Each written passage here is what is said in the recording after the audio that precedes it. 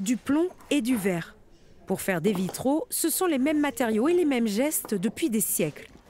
Un savoir-faire perpétué de génération en génération dans cet atelier de Valence.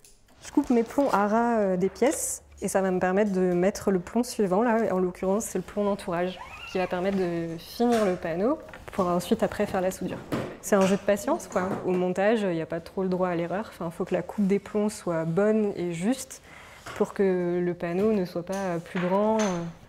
Car une fois restauré, ce vitrail retournera dans la collégiale Sainte-Croix à Montélimar. L'édifice religieux connaît d'importants travaux. Les vitraux doivent être réparés et nettoyés pour retrouver leur couleur d'antan. J'ai un morceau d'Oculus, c'est un vitrail rond qui est dans la partie haute de la collégiale Sainte-Croix de Montélimar. Ça fait pratiquement 200 ans qu'il était en place et on voit bien qu'il est très dégradé. Si on le met en transparence, on va les reconnaître, les dessins. Mais par rapport à ce vitrail qui a été restauré, on voit bien la différence. Parmi la trentaine de vitraux soignés dans les ateliers de la Maison Thomas, il y a une belle surprise. Une des verrières a été réalisée par Jean-Pierre Thomas, le tout premier vitrailliste de la famille et arrière-grand-père des actuels dirigeants.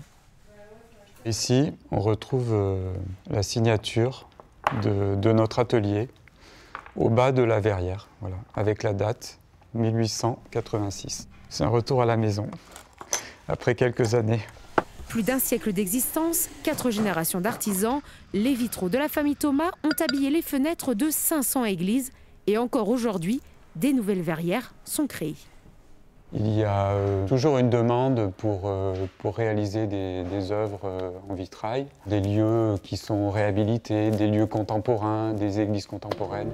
Pour la restauration des vitraux de la collégiale Sainte-Croix, les équipes prévoient de continuer leur travail minutieux en 2026 pour redonner sa lumière à l'édifice religieux.